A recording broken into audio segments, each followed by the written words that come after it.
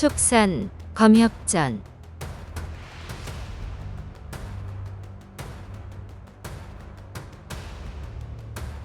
54화 개수나무집. 개수나무집에서 영약으로 도끼를 치료하고 따뜻한 온천에서 상쾌하게 오물을 씻어내네.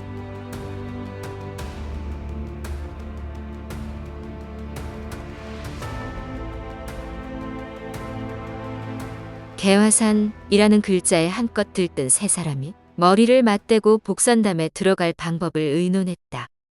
숭산이로 두 분이 알려주신 길로 걸어왔으면 적어도 20일은 걸렸을 텐데 뜻하지 않게 하룻밤 사이에 도착했어. 아무래도 우리가 시간을 지체해서 일을 그르칠까봐 그 어르신이 특별히 이끌어주신 것 같아. 어쨌든 개화산에 도착했으니 어서 숭산이로의 분부대로 일을 처리하자. 당연히 홍화 어르신의 조건부터 맞추어야겠지.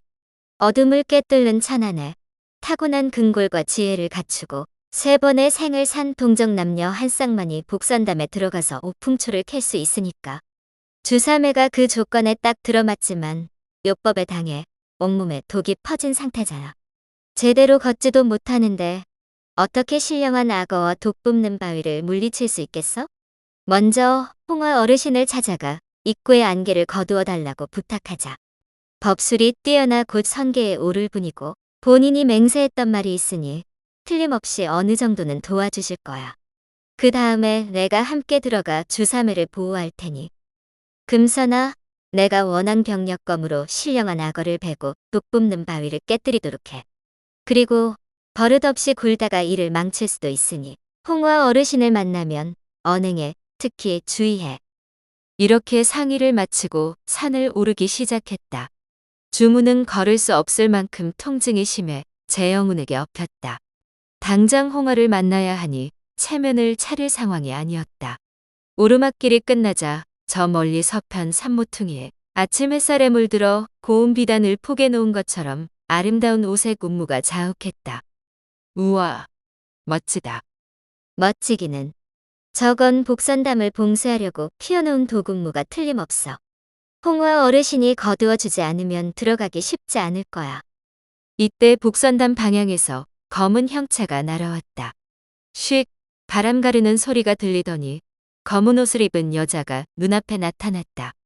허리가 잘록하고 가녀린 몸이지만 아주 당차 보였다. 갸름한 얼굴에 이목구비가 반듯했다. 특히 길고 가느다란 버들잎 눈썹 아래 긴 속눈썹을 들이운 눈망울이 가을 호수처럼 맑았다. 나이는 16쯤 되어 보이는데 아무래도 범상치 않은 실력자 같았다. 3분 오풍초를 구하러 오셨는지요? 맞아요. 저는 재영운이고 이쪽은 제 동생 금선과 주문 삼아요. 숭산이로의 명으로 홍화 어르신을 뵙고 오풍초를 캐러 왔어요. 한데 누구신지요? 무슨 일로 우리를 찾아오셨나요? 여자가 일행의 이름을 듣고 크게 반가워했다. 저는 신양란이라고 해요. 홍화 사부는 이미 3분이 오풍초를 구하러 오는 줄 알고 며칠 전 제게 무당산에 다녀오라고 하셨어요. 반변 논의 대사에게 자연서와 어잡유리를 빌려와 3분에게 힘을 보태라고요. 사부는 머지않아 선계에 오르실 터라 여러 가지 일로 바쁘시답니다. 복선담 봉쇄를 풀기 전에는 만날 수 없으니 제게 3분을 잘 안내하라고 하셨어요. 사부는 주문 언니가 효월 선사의 요법에 당해 독이 깊게 퍼진 것도 알고 계세요.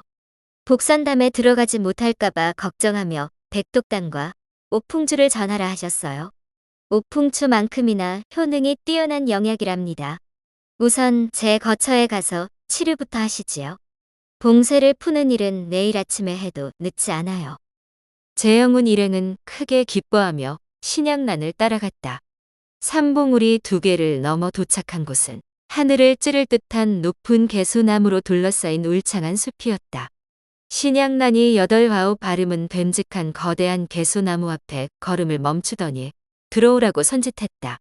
속이 빈 개수나무 밑동에 난 7척 높이의 구멍이 출입구였다. 안으로 들어가니 가장 먼저 침상과 의자가 보이고 창문 앞 작은 탁자에 붓, 먹, 종이, 벼루 등이 가지런히 놓여 있었다. 향로에서 피어오르는 가느다란 연기는 처음 맡는 독특한 향이고 실내는 먼지 한 톨 없이 깔끔했다. 출입구 옆에 놓인 작은 사다리로 보아 위에 또 다른 공간이 있는 것 같았다. 그러나 지금은 집 구경할 때가 아니었다. 주문의 상태가 악화되어 몸이 불덩이처럼 뜨거웠기에 자리에 앉자마자 치료를 시작했다. 먼저 신양난이 재영훈에게 단약 3알을 주면서 붉은 것은 배꼽에, 하얀 것 2개는 입에 넣으라고 하였다. 곧바로 귀한 양지옥으로 만든 삼촌 크기 호리병을 꺼내 뚜껑을 열고 직접 주문의 턱을 잡아 입을 벌리고 오풍주를 흘려 넣었다. 알싸한 오풍주 냄새가 온 집안에 퍼졌다. 재영훈과 신양난이 함께 주문을 들어 침상에 눕히고 이불을 잘 덮어주었다. 그리고 신양난이 이런저런 이야기를 풀어놓았다. 이곳은 고개평이에요. 3년 전에 이 나무를 발견했는데 속이 빈 것이 딱 마음에 들어 수련 장소로 삼았지요.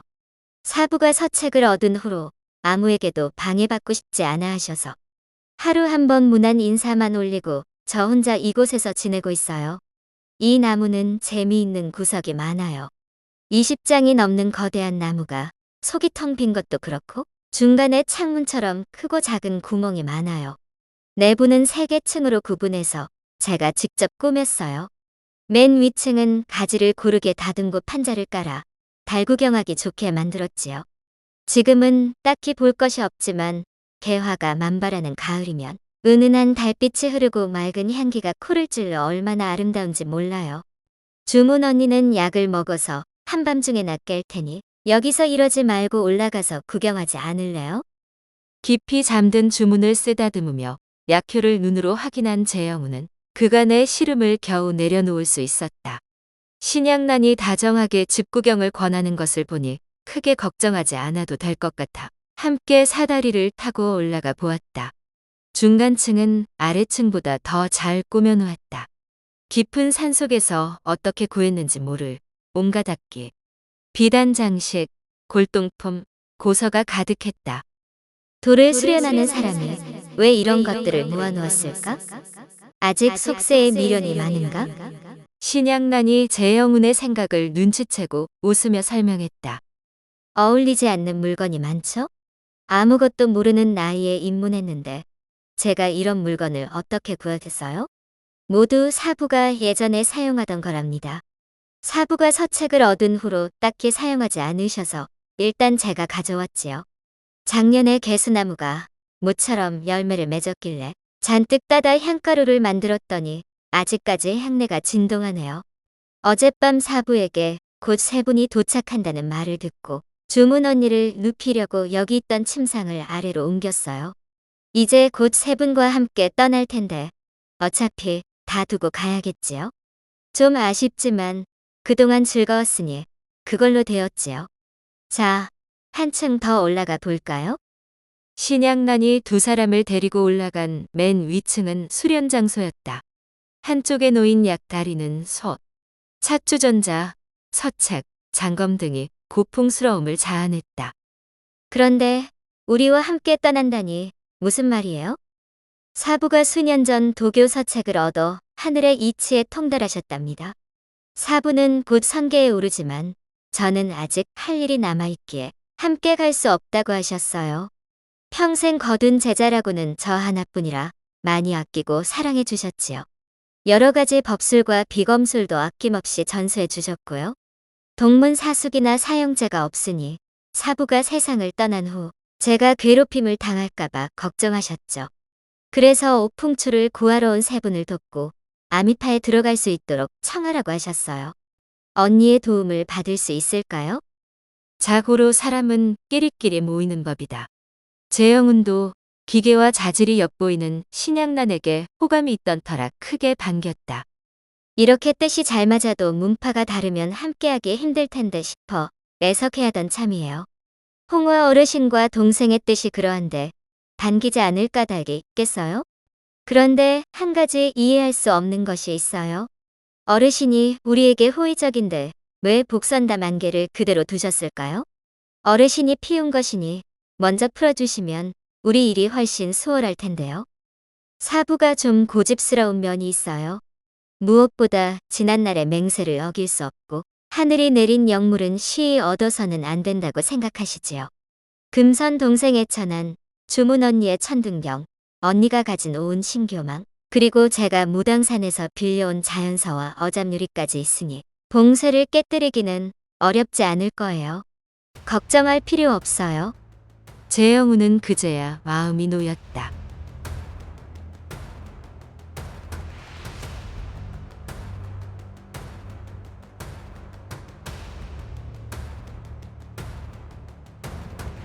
다음 화에서 이어집니다. 더 좋은 콘텐츠를 제작하기 위하여 구독과 좋아요, 알림 설정 부탁드려요.